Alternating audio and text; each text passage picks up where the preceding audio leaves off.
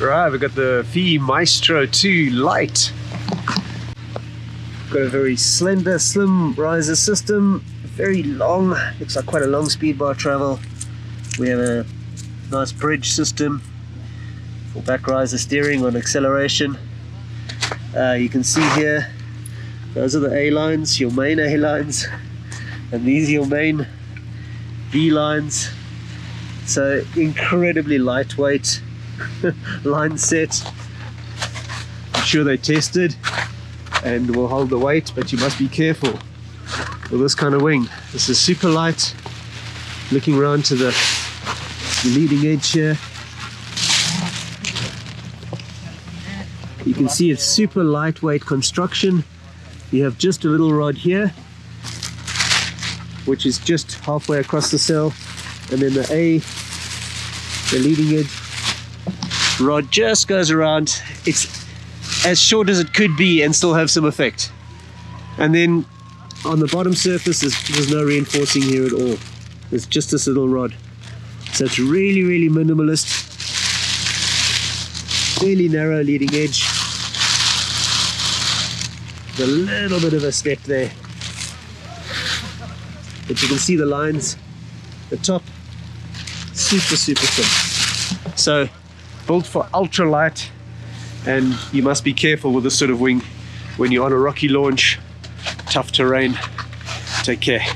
So Hannes has got such a big range of gliders leading up to this in the A class and the B that there's no need for this to be damped down, dumbed down to kind of keep it lower in the B class. It can be right at the top of the B class. So let's see what it's like in the thermals. Greg, if you want to go there. Yeah, sure. Come, go.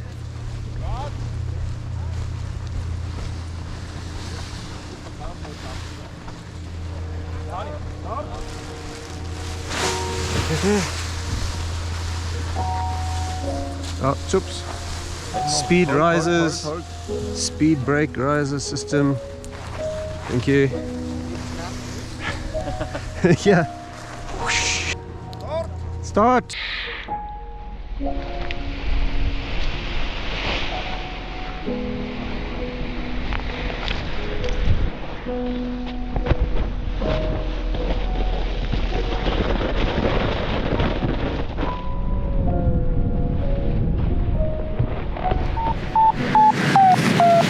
Maestro 2 light.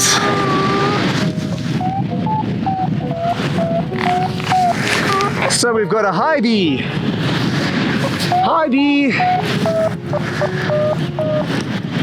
We have nice contact on the back risers here. I feel like I can use that even at trim speed. I immediately have a feeling of the lift in front of me. I wasn't even looking at the gliders. So the glider is definitely, wow, lovely, talking to me, telling me where it is. Okay, I'm gonna need a little bit more finesse to get that turn. Look at that. The glider didn't really whip around in the corner, so you need to anticipate a bit better than I did there. There's the thermal. I'm gonna weight shift. I'm gonna put in a bit of aggressive turn just to get it started. And then I think I'm wanting to ease off the brake and not use too much in the corner. A bit of a finesse there required.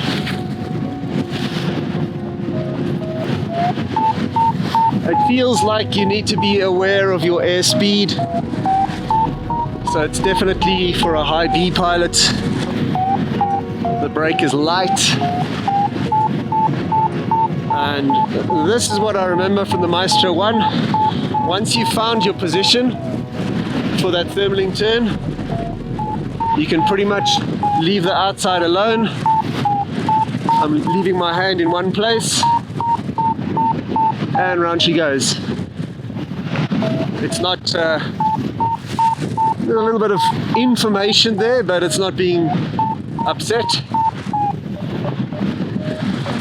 It's tight enough. Just on that entry into the corner, I felt like I could have had a little bit more whip. I would have liked it. This is a very efficient thermaling climb. So let me try another style now of using more inside brake. I'm not feeling any increase in brake pressure coming all the way down to here, and I'm guessing that if I go a little bit more over here, I stand corrected, so I can put a bit more brake in, and it's not spinning there, it's just going to a slightly more rolled corner. It just takes a bit of time to get used to the feeling of the brake.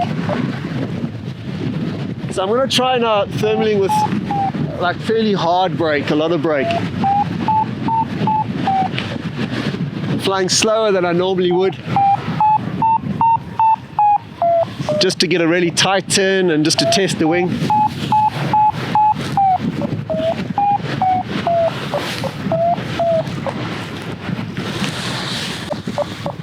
So there's this sort of flying style that's really light on the controls, and it's probably what you're going to be spending most of the time doing, is just feeling lift, feeling this very light, sensitive, without a lot of turn. It's very soft and light. So that's going to be your experience of the glider mostly, is this delicate feeling. But it definitely feels like, hey, we're going to go into a thermal. I just want something to work with here. It feels like there's another kind of flying that you can do. Holding it there, which is kind of deep brake and holding on to lift. And it's quite tolerant of that as well. At some point I'm going to have to spin this for you.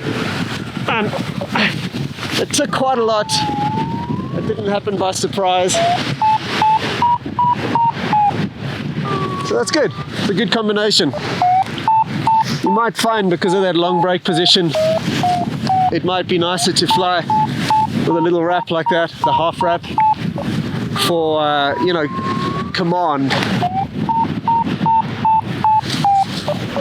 But this is the happy place of the glider with the smooth feedback.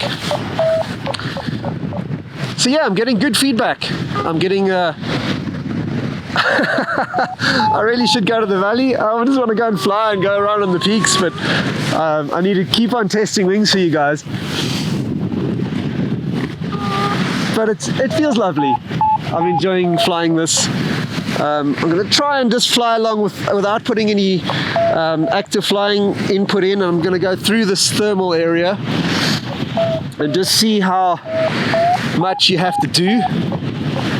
Now when I'm gliding like this with these handles, I probably would just end up being on the back risers, and then from that position, if you're gliding between thermals on a high B, you probably want to be half bar.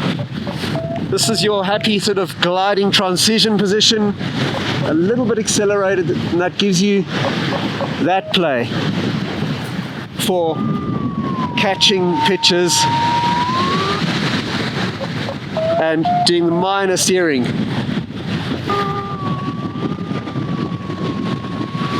Very well positioned.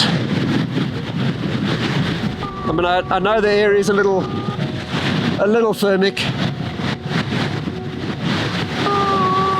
Completely smooth. Completely in one place. Right, let's just check the speed out for you guys. So I'm just going to go on the speed change here. Try and get a steady speed for you to start off with. So it's very rough. 37, 38, call it 38 at the moment. So I'm going to go half bar, I'm onto full bar, and I'm pushing out to try and get the last little bit of pulleys. I'm not quite there, so we can give it one more. 52. So I would say with that last little roll, you might be getting to 54. Testing wings for you is great fun, but it costs money. Airfare, hotels, transport and my time, not to mention all the camera gear and editing. If you like this video and want this service to grow, join me on my website where you can get your questions answered and become a paragliding expert.